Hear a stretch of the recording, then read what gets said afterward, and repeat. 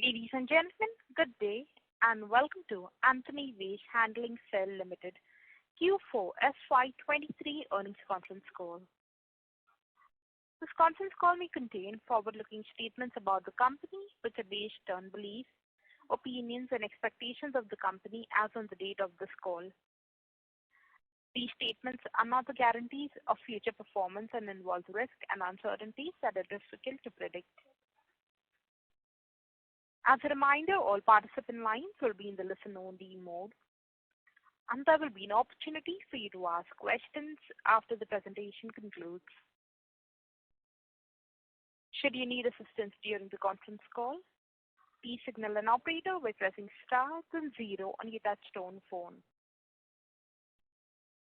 Please note that this conference is being recorded. I now hand the conference over to Mr. Jose Jacob, Chairman and Managing Director of Antony Waste Handling Cell Limited. Thank you, and over to you, sir. Good afternoon, ladies and gentlemen. Thank you all for attending this fourth quarter earnings call. I'm joined on this call by Mahendra, our Group President, Operation and New Business Development, and Subramaniam NG, our Group Chief Finance Officer. We stand before you today to celebrate the remarkable achievement of Antony Waste Handling Cell over the past year. It has been a significant growth, solidifying our position as a leader in waste management and environmental solutions. We have not only achieved a strong, sustainable core profitability trend, but have also set our sights on a future that holds immense promise for our company.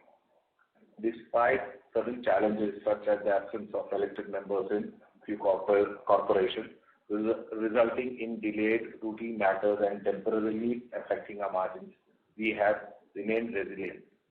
We understand that these are transition hurdles and do not overshadow the tremendous progress we have made. One area that deserves special mention in the strong demand we have witnessed is for RDF, refuse-derived fuel. This demonstrates the trust and confidence our client has in our ability to effectively handle waste and provide innovative solutions that contribute to a cleaner and more sustainable environment. Moreover, our commitment to operational excellence has allowed us to expand our coverage in most cities we serve. By doing so, we have established a robust operational platform that positions us for future growth and success. We believe that a strong foundation is the key to unlocking new opportunities and driving positive change in our industry. Looking ahead, our outlook remains incredibly positive. As elected members are reinstated, our routine matters resume their regular course, we anticipate a return to our strong margins. We are fully aware that these margin softness are temporary and will not hinder our progress in long term. We are thrilled to be part of an industry that is growing and evolving rapidly. The need for effective waste management solution has never been greater, and Antony Waste Handling Cell is poised to play a pivotal role in shaping the future of this sector. With our unwavering dedication to sustainability, innovation, and operational excellence, we are confident in our ability to navigate any challenges that may come our way. To talk a bit more about our current operations and business outlook, I hand over the call to our Group President, Operations and Business Development, Mahendra. Over to you. Thank you, Jose. Good afternoon, everyone. I'm pleased to share with you an update on the operational performance of Antony Waste Handling Cell. Our unwavering commitment to excellence and sustainability has allowed us to achieve significant milestones and solidify our position as a leader in waste management. On a daily basis, we cater to a staggering 43 lakh households and establishments, handling over 13,000 tons of municipal waste and cleaning more than 500 kilometers of roads. These impressive figures are a testament to our operational efficiency and dedication to providing top-notch services to our clients. In the C&T business for quarter 4, we successfully managed around 0.41 million tons of waste, demonstrating a 6% year-on-year increase. Our waste processing business handled approximately 0.63 million tons of waste, reflecting a remarkable 10% year-on-year growth. During the financial year 23, the CNT business and waste processing business witnessed annualized growth of 7% and 10% respectively. Thanks to our continuous efforts to introduce technology, our core CNT operations have been performing in line with our expectations. During this quarter, we strengthened our IT systems to enable live tracking of vehicular fleet at cities' integrated command and control center, that is ICCC, and deployed fuel sensors in all our vehicles to reduce pilferage. We also focused on increasing user charges collection in Noida, Varanasi and Jhansi, where it's part of our scope, to partially mitigate payment risk. In the waste processing segment, the first phase of processing has followed historical trends, and we have seen a significant improvement in the disposal of processed waste such as compost and RDS. Even though these byproducts have lower margins compared to our core operations, they are an essential part of our business. We are confident of commissioning our waste-to-energy plant in Pimpri by the end of June 2023, which incidentally happens to be Maharashtra's first waste-to-energy plant. We also have hired a leading carbon credit consultant to register this waste-to-energy project with Vera Carbon Standard to monetize the carbon credit potential of this project. Additionally, we anticipate commencing operations for our construction and demolition waste project in Mumbai by the fourth quarter of fiscal year 2024. All these milestones will further strengthen our position as an integrated waste management player. With a robust employee base of over 9,000 professionals, Antony Waste stands stronger today than ever before. We continue to work on new initiatives and new bids and are making conscious efforts on enhancing our non-municipal revenue source. We will keep our stakeholders informed as and when we have more information on the same. On to the financial aspects, NG will take over from here. Yeah. Thank you, Mahendra. Good afternoon, ladies and gentlemen. I would like to bring your attention to some significant changes in our financial numbers that have occurred over the past financial year. While we have seen positive growth in revenue, there has been certain factors that have impacted our EBITDA margin and pre-tax profits. Our revenue growth has been impressive with a 31% increase, driven partly by core revenue growth of 15% and the remaining contribution coming from CapEx-related revenue recognition. However, it is important to note that though our reported EBITDA has remained flat at 168 crores, the reported EBITDA margin has decreased by approximately 6 percentage points. The main contributing factor to the decline in EBITDA margin is the absence of elected members in few corporations, resulting in delay in routine matters. As a result of this, approximately 19 crores could not be recognized in the financial year ending 23. Adjusted for this and an ECL provisioning during the year, our reported EBITDA margin would actually have been 21.9%, which compares against the reported EBITDA margin of 19.2%. To summarize, our reported EBITDA margin for Q3 23 and Q4 23 stood at 18.7% and 15% respectively. And if we were to add the revenue that we have not recognized due to the absence of reimbursements and escalations getting delayed, our reported EBITDA would have actually stood at 22.4% and 21.8% respectively. Additionally, our EBITDA has been affected by the higher wage bill, reflecting the increase in headcount with the addition of Nashik operations during the year. Furthermore, higher transportation bills related to RDF sales has also impacted the margins by 130 basis. To reiterate a point from what Mahendra said, compost and RDF are byproducts from our waste processing activity, and given the high transportation costs, weigh on our reported margins. The pre-tax profits for the fiscal year ending March 23 stood at 102 crores, a decrease of 9%. This decline can be attributed to the lower reported EBITDA margins, as mentioned earlier, as well as higher depreciation and finance costs.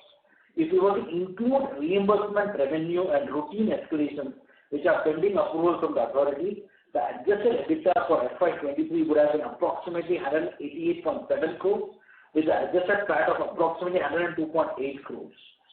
Our total debt has increased to 350 crores compared to 170 crores last year. The rise being mainly due to higher drawdown at the PCMC waste-to-energy plant of 126 crores along with the remaining balance being due to CapEx at our new CNG operation. As of March 23, our net debt stood at 298.6 crores, resulting in a net debt to equity ratio of 0.4x based on our total net worth of 617 crores. It is worth mentioning that our financial liquidity has improved during the subsequent period. As of March 31, our DSOs increased to 90. Since then, we have realized approximately 59 crores, returning to us to our historical trend of 65 DSOs. As we assess our financial performance, it is crucial to understand the various factors that have influenced our numbers. We remain committed to drive a sustainable growth and improving our operational efficiency and revenue recognition to overcome challenges and capitalize on the opportunities. With this, I will open up the floor for Q&A. Thank you. Ladies and gentlemen, we will now begin with the question and answer session.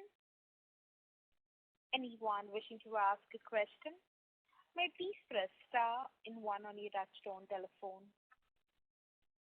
If you wish to remove yourself from the question queue, you may press star and 2. Participants are requested to use handsets while asking a question. Ladies and gentlemen, we will wait for a moment while the question queue assembles.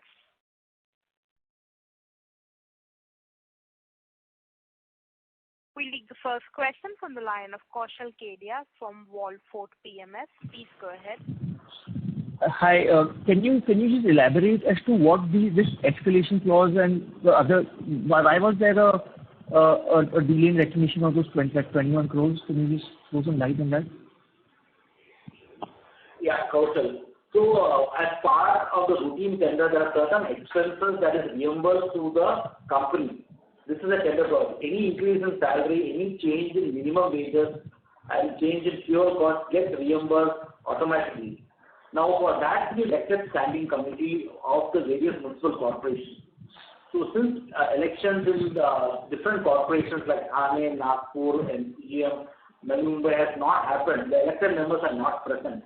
So, some of the election-related issues like passing the escalation amount is pending their approval. So that is one of the key reasons why we have not been able to recognize this amount of 19 crores for the full year. So if I were to add this 19 crores, my EBITDA would have been higher than what is being reported. We expect these escalations to be passed as and when the elected members are duly appointed and the businesses return to the. So if this amount would have been added, your EBITDA would have been close to 188 crores, right? 188 crores. 188 crores, yeah. And PAT would have been 102. Okay. So you have taken this basically. You have basically accounted for in Q4. So there are two ways to look at it. Either the company would have adopted an accrual basis and booked it and waited for election to happen and then realize this money. Revenue and realization of the in future period. In order to outweigh the differences of when can the election there's an approval. Sorry to interrupt, sir. Mr. Kedia, there's a lot of background disturbance. Sorry. Yeah. Sorry. We would request you to mute your line when you're not speaking. Yeah. Thank you. Yeah. So just to summarize, I lost my train of thought. And you were thinking as and when these elections happen. Yeah, as and when the election members come in, the routine matters coming forward. So these things will be put up and the approval will come in shortly. So just to put things into perspective, a similar thing happened in one of the large corporations where we provide services. So the receivable is pretty high, but post January 2023, till date we have realized around 59 crores from that entire amount. So it's just a routine process that they need to pass those bills. And since there are no elected members, this is being kept in abeyance. Okay, fair enough. And tell me one thing, as of today, what is the amount that is disputed or that is stuck in courts or stuck in some sort of a regulatory issue? What is the total amount, if you can give that? So I would say that is less than 4.5 crores. Less than 4.5 crores. So then why have the auditors given an observation to an amount which is more than that? So they have qualified a receivable around 7.9 crores because part of the dispute reversal council has already passed the judgment and the payment is yet to come. That is one part of the provisioning or the qualification that I'm referring to. The other referring point that they have issued is the emphasis of matter pertaining to one corporation where the state government has already instructed the corporation to make the payment, and the letter has been issued by the corporation to the company saying that they will make this payment correct in the next 12 months' time. Now, this matter of the state government instructing the corporation and the corporation making the payment, it's a slightly delayed process. It's not something that can be achieved or acted upon within 12 months' time. And that is why the auditors are kind of highlighting these points. So we have already won a couple of arbitrations which are in favor for the company, and those are significantly higher than the amount that we carry in our books of accounts. Okay. And any new order wins for any new cities or any visibility on that front? So there are a couple of projects that we have already submitted bid. We cannot disclose, but there is a very large CNT contract in northern part of India where the annual contract value is upwards of 100 crores. Then there is also a very large processing plant in Western Zone, which is an EPC contract plus O&M for 15 years. So these are two bids which we have already submitted, and we have a very good feeling of having a good chance of winning them. In addition to that, there are several projects which are in the pipeline that will be bidding in the next few months. Okay. All right. Thank you. That's it from my side. Thank you. Thank you. Thank you. A reminder to the participants, anyone wishing to ask a question, may please press star and 1. The next question is from the line of Amber from Geomatrix. Please go ahead. Yes, hi. I recently started looking at this company. I actually have one question and one suggestion. My question is, can you talk a little bit about the auditor's observations? Because what you just said, that is the amount stuck with the municipalities or in litigation, seems to be more than the number that you gave. And my second question is, why does this company not pay a dividend, even a token dividend? It would come on so many buyers' lists. There are so many funds, especially outside India, who are looking for themes like this, but will refuse to buy a non-dividend paying stock. Seems to me there is enough capacity to institute a small dividend. I appreciate your thoughts. Yeah, to answer to your second question, this has been already discussed internally and the matter has been given to our board. They will be coming back to you on this before the AGM. So that is something that we will definitely take it from the board's direction on that aspect. That should help you there. And the first question is on the qualification. So this amount of qualification of 8.05 crores has been pending for the last 4 years. So it's a continuing matter. So it's not a fresh set of qualification that is getting flagged out. So the auditors are of the opinion that if you have either the two options, either you provide for the entire amount or you get the money out of the system. Now we were already getting this money out by 2021 when the company went for public for the IPO, but then COVID hit and the courts went into hibernation and we are not able to get any traction there. Now, post that, we have already received a dispute resolution settlement with one of the corporations for an amount which is more than 5 times the amount we mentioned in our books. So, I mean, we are very confident of realizing this money. So, if you look at the last time's amount and the current amount which is being qualified, there is a small dip of around 60 lakhs because that money has come in. So, these are very small amounts that we are talking about, around 8.05 crores in totality. And that translates to just 1% of our total annual revenue. So, and we are very confident because most of this money are under arbitration where the arbitrator has given an order in favor of the company. So, it's just a matter of time of realizing this money. And that is taking time. And hence, the company has not made provisions for this. So, I mean, that's how it is. So, the amounts are not significant. It is with corporations which are sound. Work is going on with most of these corporations. We have helped these corporations get very good ranking in the Swachh Bharat survey, and they are still very good clients with us. So we don't want to kind of knock off these receivables because they are very much bankable.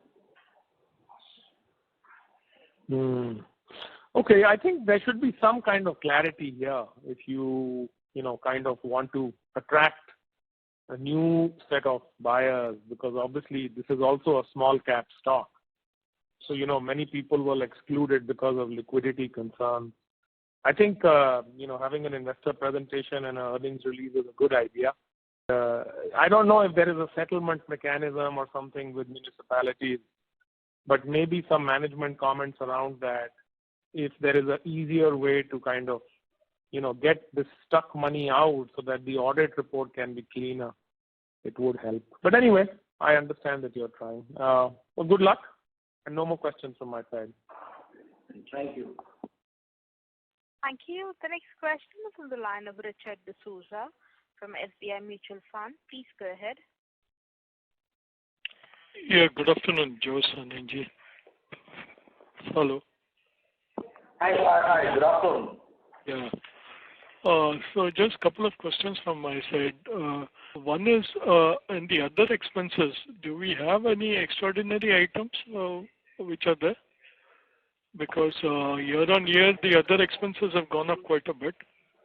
So two factors which have led to the increase here, Richard. One is the transportation expense related to RDF.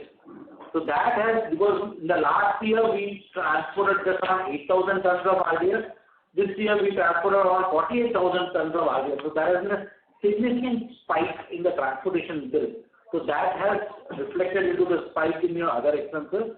The other small components are hiring costs of vehicles, because these are normally higher now. Post-COVID, the rates have increased for us. So these are the two reasons why you are seeing an increase in other expenses. There is no extraordinary provisioning that we have to book in this period. Okay. So that means we don't have any pricing power on RDF, is it? While we have been saying that it is of use to the clients, they save a lot of money and the fuel cost. But when we ask them to bear transportation expenses, they are not able to bear it. I think so there had been the trend in the past, but over the last 1 year, we have seen a very good response, because we have actually directly addressed the concerns of the cement companies. Cement companies are very particular about the size and the moisture content of the RDF that they want, which we have accordingly adjusted our operations, and we are supplying that. So as we speak now, we have several clients who have given us orders with a positive contribution, excluding the transportation cost. So we are making some money excluding the transportation. So Richard, this RDF in the past was dirty RDF. So cement factory was not happy with this type of RDF. What we did is, our team of engineers, we realized the quality of RDF they require in their team. So they require certain size and certain moisture control, for which we bought additional machineries and improved the quality. And thereafter, of course, we are getting good orders. And even we are making pellets, RDF pellets also, which also there's a market good value for it. And so we have generated a market where cement factories can slowly shift from coal to RDF base to run their plant. Mm-hmm. But sorry to say bluntly, but why can't they bear the transportation cost? There are some cement factories, they are paying upfront, and they are bearing the transportation cost. Of late, it has just come. And so that's the point that we are trying to make. Is that let's say the gross value is, they are paying is 3,000 rupees per ton. The transportation cost is 2,500. So we make a 500 rupees margin net of transportation. So in a way, they have started paying that now. I'm just giving an example. So initially, Richard, when we started off, we were giving RDF almost free of cost in the marketing way. And we started interacting with the cement companies, what type of quality they want, because in Europe, about 75% of the coal is replaced by alternate fuel, which is RDF. And in India, it is only 3%. One of the reasons was cement factories saying they were getting dirty RDF. And now, of late, after giving this quality RDF as per their requirement, things have changed. And they are willing to also consider much more upside amount. And it is not one or two cement factories. We are working with our player on 5 to 6 of them. Yeah. One last question on this is, what is the calorific value of the RDF that we supply? So in terms of the GCV, the gross calorific value is about 2,500. The net calorific value is close to 2,200 kilocalories. Okay. Okay.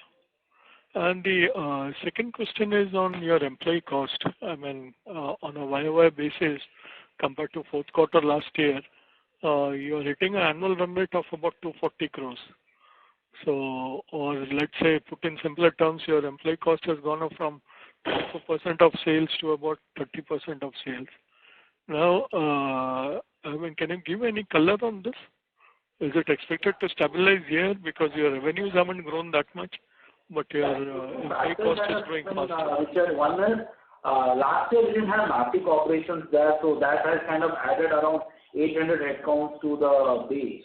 So that is one of the reasons. And second most important is that 800 on 9,000 is not too much, isn't it? Just but those costs are higher than the minimum wage in certain geographies. So the wages that we pay in Nashik is more than the minimum wage in that particular region. So that has led to one set of increase. And a lot of geographies, I think there has been increase in average pay bill. So the average salaries have been increased to compensate for the rise in inflation and the standard of living quotient. Mm-hmm. And do we expect this to stabilize here, or we expect it to go up further? Spikes happen once in 2 years. So, I mean, if you look at the last couple of years wage bill, that has almost been in line with the revenue lines. But then the spike comes and then it kind of stabilizes over the next 2 years, and then another spike comes later. So we expect this to stabilize over the next 18 to 24 months at least. Okay. Okay. Okay. Thank you. Maybe I'll come back later. And Richard, just to clarify, the escalation has not come in. So you're seeing a softer revenue. So the percentage of wage bill to revenue is also higher because of that account. So the escalation is about 20 crores, isn't it? 21 crores, yes. 21 crores. Okay. Okay. Thank you. Thank you. The next question is from the line of Manish Dhariwal from Fiducia Capital Advisors Private Limited. Please go ahead. Yeah, good afternoon, and thank you for this opportunity.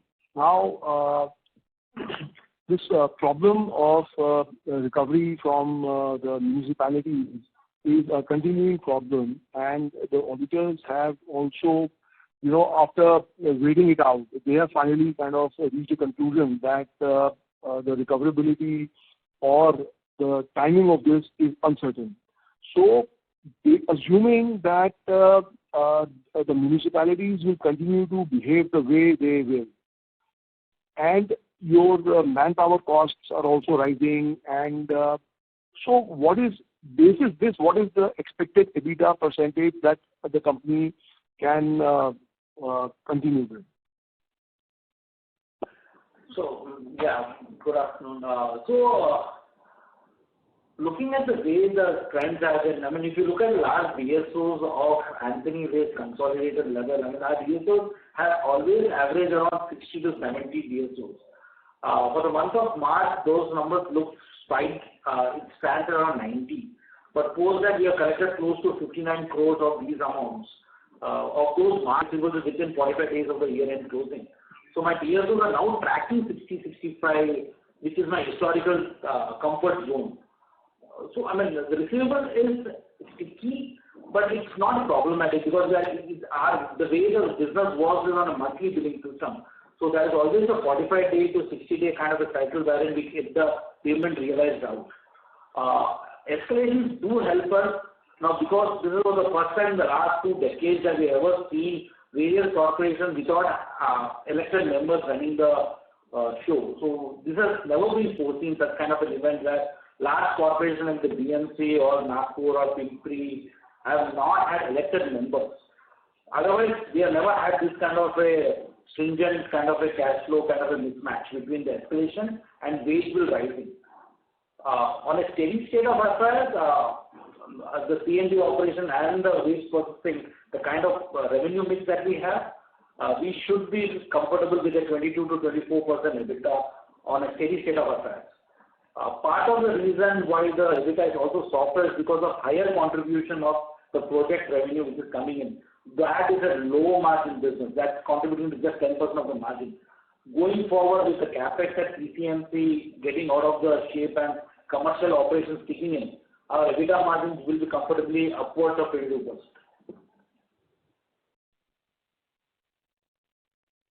Okay. See, the point is that it is the nature of the business. Like, that your customers are these municipalities, etc., and getting the approvals for escalations, and that is going to that is going to be an issue. So either your pricing basically manages that element, or you basically see, because currently the EBITDA margins are significantly lower than the ones that you are mentioning at the steady state level. Now it is getting difficult for us to actually, value as to how we should look at this critical element of the business. So if I were to add the escalation and the reimbursement of minimum wages, which is part and parcel of the tender, adjust on the time factor, my EBITDA margins versus what is being reported will be up by around 400 bits.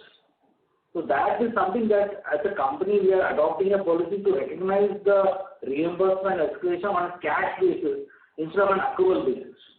So once things stabilize, we will see this cash flow coming into the system, and the prospective cost is already been incurred. So there won't be any cost associated with these activities.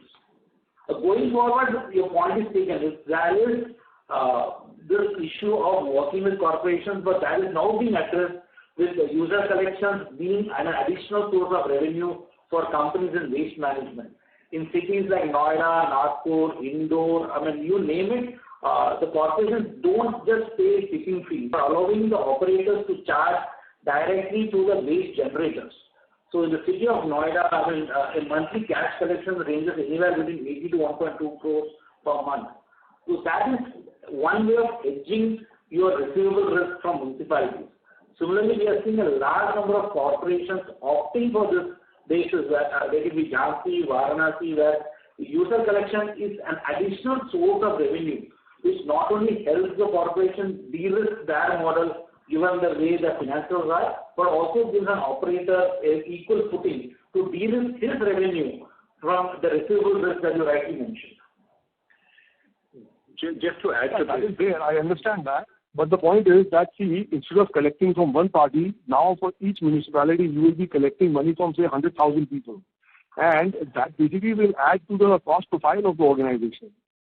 So that also will need to be kind of built in.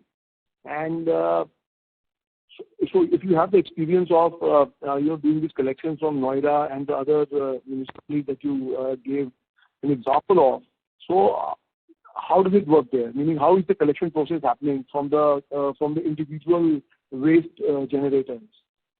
So it's just like what happens in the power and the water utility business. Even in waste management, some of these cities, specifically Delhi, Noida, and in some cities in Uttar Pradesh, they have allowed by law collection of user charges. So that's very much integral part of our scope. So when the client bid out the project, we were supposed, it was known to us that this is part of our scope. And we actually now look forward to it, because this is the classical thing of hedging your payment risk. Do you want to have one customer versus 100,000 customers? So just like utility business, we see this as an opportunity to maximize our revenue and reduce the payment risk. Just to give an example, in one of the cities that we are operating in Noida, where we are operating in Noida, our user charges collection is almost 1/3 of the tipping fees that we get from the client, right? And there is another 10-15% of additional scope that we probably can increase. There is a potential to increase it by another 10-15%. So that's the kind of thing that we are talking about. So it's actually, we see this as an important part of our business. where we are continuously in the process of improving our skills. Okay. Thank you. And on the issue of receivables and DSOs, what I would say is that I think, see, most of the clients, most of the tenders, municipal tenders, not just for us, but in this business, that contractually the clients are supposed to pay in 60 days time, right? So, which matches very well with our DSO of 60, 65 days. So, which basically means that most of our payments are reasonably updated. It is only the escalation issue which actually requires some kind of approval from the standing committee, which is taking a bit of time in some of the places because the party is not in place, the standing committee is not in place, which when rectified, we are confident of actually, improving our EBITDA margin. Okay. Thank you and all the best. Thank you. Thank you. The next question is from the line of Gaurav Gandhi from Glory Tail Capital Management. Please go ahead. Yes. Hi, sir. Just one question. Can you quantify the major items in our other expenses for whole year? So the major items would be power and fuel, hiring charges, and your transportation costs. These are the three main items which contribute to close to 80% of the other operating expenses. Okay, so all of this forms 80%, right? Okay. And sir, the fourth note to our consolidated account says that the escalation claims of 50 crore and 6.57 crores are confirmed by municipalities. Yes. So, are these confirmed? I mean, if you are saying that there are no elected members to the municipalities, who has confirmed these amounts? So the commissioner, the state government, urban ministry confirms that this amount is payable. That has been confirmed by the state government themselves. They are further instructed based on the ledger balances, which has been confirmed and tallied with the books, that this is payable by those particular municipal corporation. And the municipal commissioner of that party with whom we work has also issued us a letter under his office that this amount is confirmed and will be paid to the company in installments. All right, sir. And in the case when the members get elected in the municipality, can they raise a dispute regarding this amount? Because I'm seeing another note where there is 15 crores of rupees which have been cleared by standing committee, but the municipality has disputed that in High Court, which have won. But can it be the case that elected members may raise a dispute against this 50 crores also? So this has already been approved by the standing committee of the municipal corporation, and since this is a grant that needs to come from the state government, the corporation has returned to the state government. The state government has in turn directed the municipal corporation to use their good officers to make the payment. So the approval to make the payment out of the budgetary allocation has been granted by the urban ministry to the commission. So the municipal commission now has the rights to do it. So change in government has nothing to do with it. This is the bureaucracy, the bureaucratic arm which kind of does the paperwork. Okay. Understood, sir. If the order has come from the state government to the municipality that they can pay us from any of the budget. Usually they need sanction from the state government for such. They will do. Okay. Thank you, sir. Thank you. Thank you. The next question is from the line of Swaranshi Chatterjee from Ashtek Capital. Please go ahead. Hi, sir. Good afternoon. Am I audible? Hello? Yes, Mr. Chatterjee. Please proceed. Yeah. Sir, my first question is, the 19 crore accelerated revenue is recognized, but that should be recognized by H1 of next year, right? So that should improve our margin in H1. Sorry, your voice is not clear. Can you repeat the question, please? 1 second. Hello? Yeah. I'm saying the 19 crore revenue which we couldn't recognize in FY23, that should be recognized by next year H1, right? And that should push the margin in H1. Yes. If things go up, if the elected members are in place, the escalation gets passed through, or even if you get an intimation that this has been approved and accepted, this will come as part of revenue and flows through my EBITDA. Okay, sir. And this year, our contract revenue was 232 crore versus 98 crore last year. Now this is entirely for Kanjurmarg and Pimpri-Chinchwad waste to energy project, or there are some sweep project that those are also part of that? No, this is entirely related to the Pimpri-Chinchwad waste to energy and the Kanjurmarg project only. Okay, so the next year this amount should be very less, right? And the revenue from first quarter, there won't be any such significant numbers in the balance part of the year. Okay, sir, thank you. And I have one request to you. There is one slide in the presentation where you provide which are the contracts going on. So is it possible to share the number of projects or identify the projects which are going to expire in 1 year?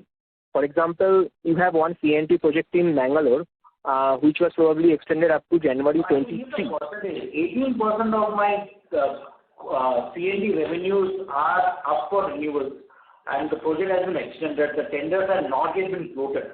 So these contracts which have already expired, I have a visibility of at least 12 months from now. So that's around 18% of my CNT contract. So that is like 18% of my 45% of my revenue, which is around 11% of my net gross revenue, gross core revenue. Okay, sir. And from when should we see the revenue kicking in from the CNT project, which we got for Mumbai Site C? So that will be Q1 of FY24. That is April. Around April 24 is when we will start commercial operations. April 24, that is FY25, right? Okay, sir. Thank you. Yeah. Thank you, sir. That was my last question. Thank you. The next question is on the line of Harshil from HSBC. Please go ahead. Yeah, hi. Hello. Hi. Am I audible? Yeah, please. Yeah. So my question is on two things. First question is on that we have significant investment happening in working capital. So when I say working capital is excluding cash and bank balances. Because as we are growing and we have to make investment into working capital, I understand. But because of increased data credit period, it is adversely impacting the margin, right? Overall margin. So are we going to charge any interest on this receivable for which there is a significant delay in collection? So normally the tender allows us to charge interest on the delay in payment from municipal corporations, but it's an industry practice that, or it's a normal practice as such, interest is stopped only in legal terms and it's never been used in actual operational life. But because especially we are having a case because when the state government, municipal companies, authorities have also approved the claim, right? And they also admitted the amount, but they are not paying it on time, right? So we have a significant case, why can't we forgo our interest claim, especially when there is a delay from their side? You are right. I mean, we also hope that, these government clients should actually pay the penal interest for delays. But unfortunately, that's how the industry has evolved. Not just our industry, but all government contracts. I mean, they don't give interest on. I understand how the business works. I understand the business aspect of it. But because we are at 210 crores of receivable stuck in, total 210 crore receivable. Out of that 70 crore, 80 odd crores for which there is some attention in the audit report as well, attention in audit reports. So at least 1/3 of my receivable is stuck for this overdue. This point was raised in an audit committee and it was decided that we will raise the bill, but in the books of accounts, the same will be reversed. So in the books of accounts, the interest chargeable to our clients, the amount stands at 0, but it was noted that the audit committee that this is something that the company should work on. So we have informally informed our clients that this is the tender clause, so you need to look at this aspect. But the books of accounts don't carry this as notional revenue. So the overdue receivables that we have, out of this we have provided some amount. So is the provision that we have made in this quarter as well as in earlier quarters, so whether those provisions cover these overdue amounts, or it is a wholesale bucketing approach or portfolio approach that we have adopted? Only in specific client cases where we have got a balance confirmation and a credit note or a adverse recommendation from the client, have we made absolute provision. Otherwise, it's a portfolio provisioning that we have taken and kept it. Based on the last 2 decades of experience of working in this industry, we always have an ECL kind of provisioning to kind of tide us over such kind of eventualities.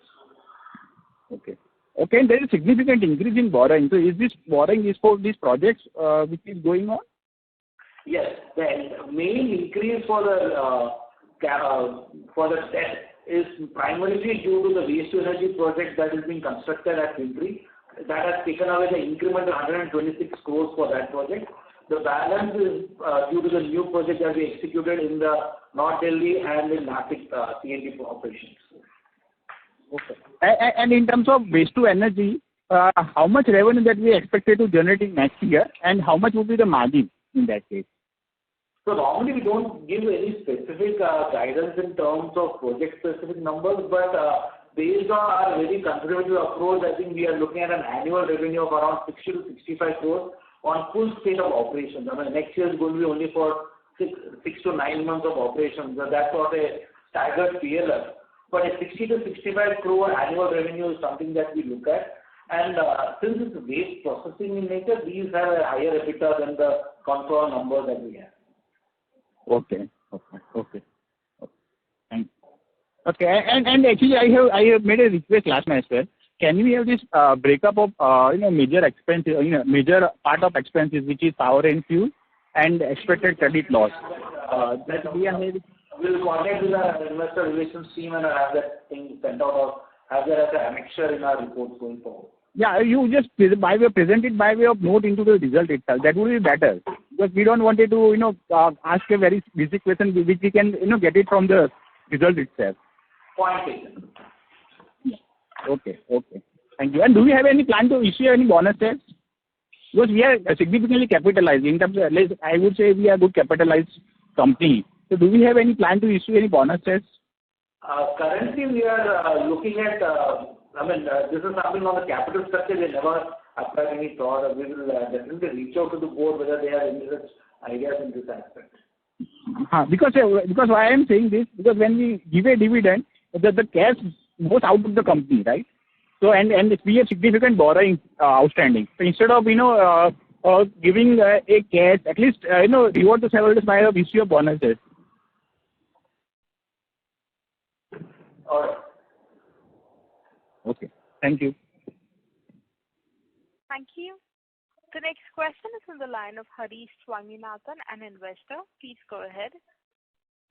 Thank you very much. I have been carefully listening to all these questions and wonderfully addressed by all of you. The core concern seems to be the relationship with the municipalities so my question is, how do we bring back a little more assertiveness and a certain rhythm back to ensure our rights as a vendor with the municipalities? Of course, we are bound by the tender, but on the other hand, we are an essential service provider, and our service is very much in demand. We have, but then how do we ensure our right? Because somebody has to pay you, but then he is not on the elected status as on date, so we'll have to wait. Or how do we do it? Do we do it by way of withholding service, which is not very practical? Or do we escalate to the Chief Minister of the state, or we escalate to the Prime Minister's office? Because as a vendor, it is our right to get back our money, let alone interest. We are providing a sacred service.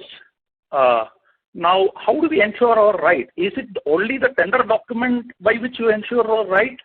because then you have limitations.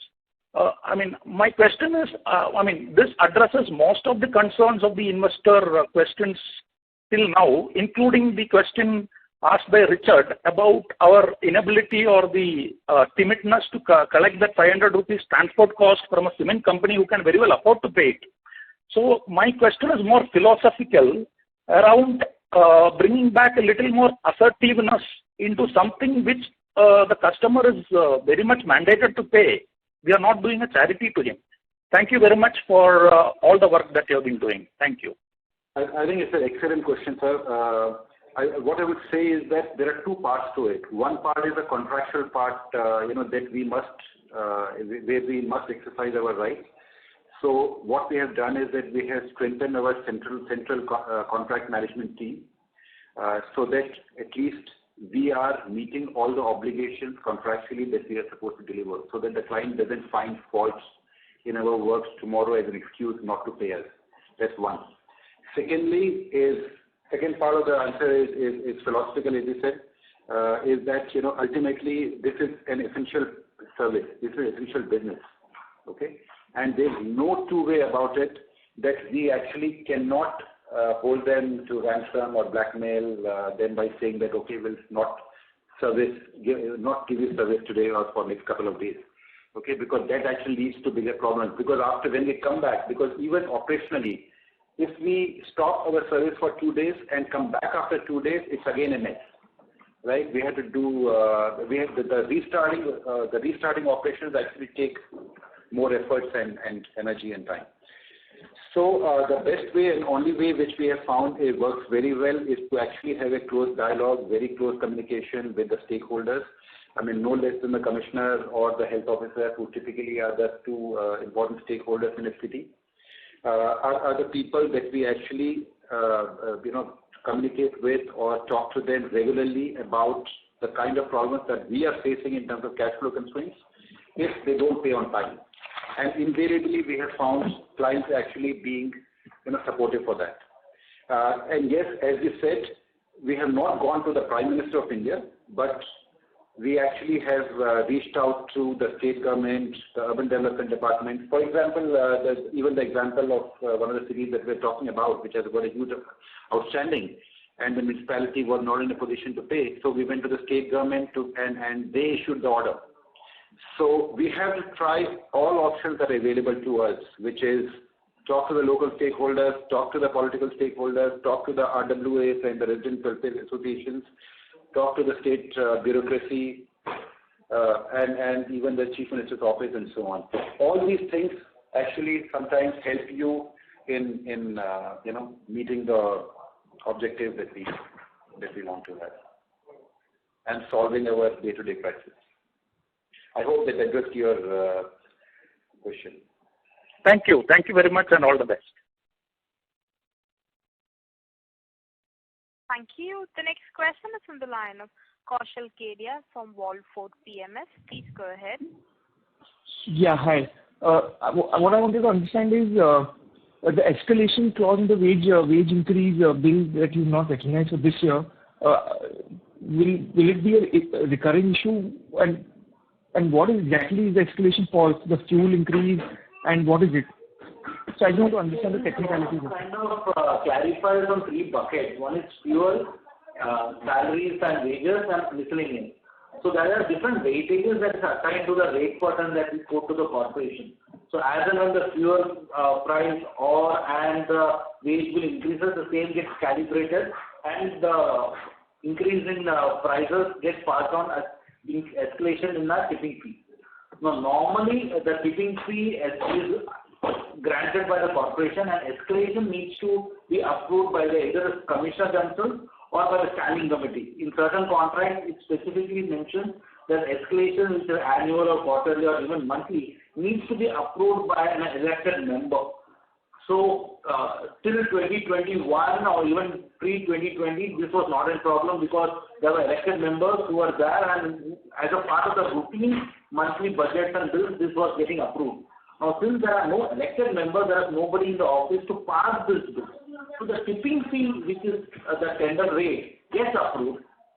and the escalation and due to increase in fuel bill or wage bill gets approved later once a member is appointed in the office. So that is the difference. Otherwise, it's a routine matter of operation for the corporation. So for your information, majority of the contract we have escalation, and the escalation money is coming in without any cost. Only this one or two contracts where we are waiting for election to happen, and once that is done, it's not been an issue. Okay. So what I want to understand is, so if basically again if the fuel cost increase, which they were say high in the first half of the last financial year, so we'll have this problem again maybe. If there's no standing committee again.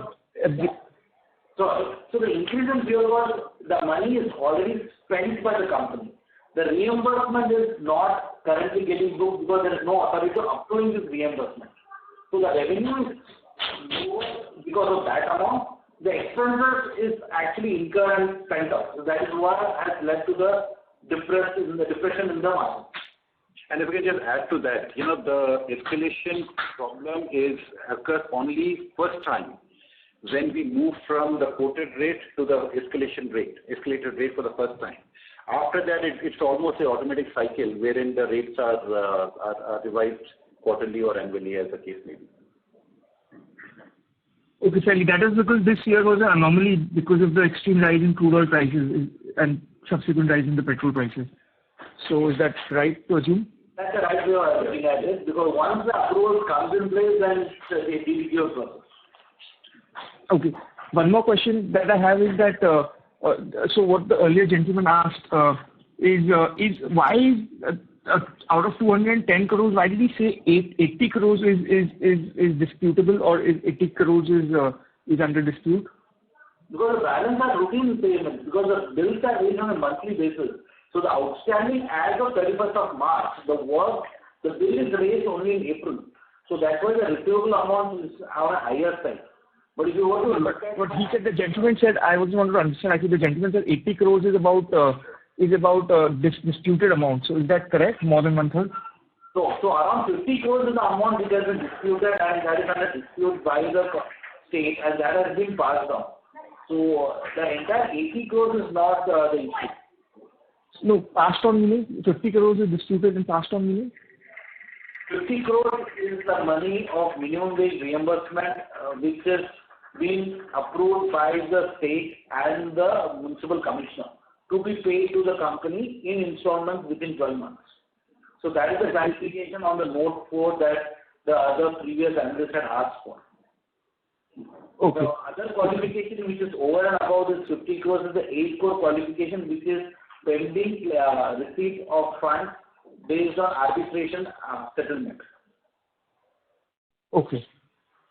And one last question from my end is there any industry lobby which you all have created with other players in the industry that can basically put up your issues to the concerned authorities, about the payments and escalation and something like that on that front?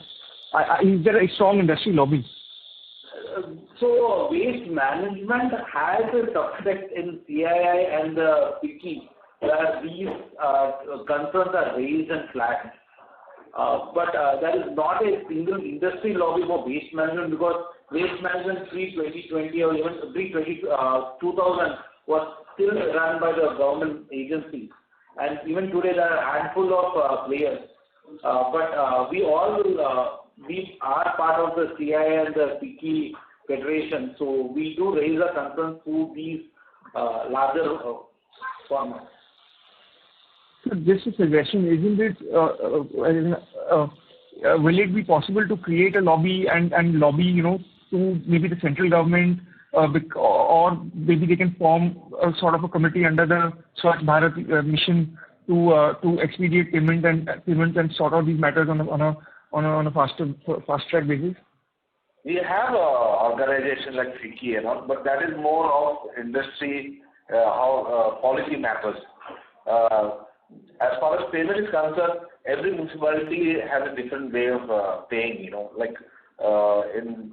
In the case of Mumbai, we get 45 to 50 days. In some municipality, it takes 70 days. Some place, it takes only 30 days. So every client is different. And so the organization, the industry organization like Picky and all, we sit together, we discuss this matter, but basically it is more on policy matters. Yeah.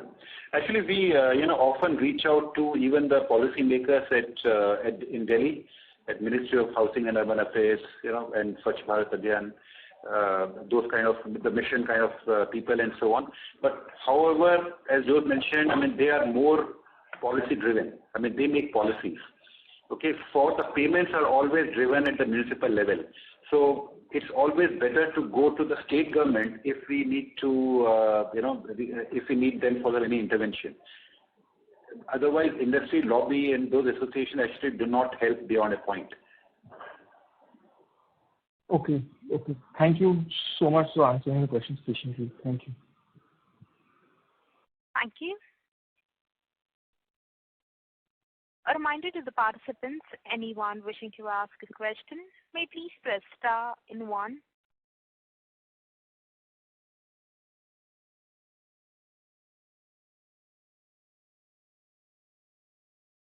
As there are no further questions, I now hand the conference over to Mr. Josh Jacob for his closing comments. I want to express my gratitude to our dedicated team who have worked tirelessly to achieve our goals. I also extend my heartfelt appreciation to our clients and stakeholders for their unwavering support. Together, we have built a strong and successful company, and I am confident that our journey towards a cleaner and greener future will continue to be filled with success. Thank you, everybody. Thank you, members of the management team. Ladies and gentlemen, on behalf of Antony Waste Handling Cell Limited, that concludes this conference call. We thank you for joining us, and you may now disconnect your lines. Thank you.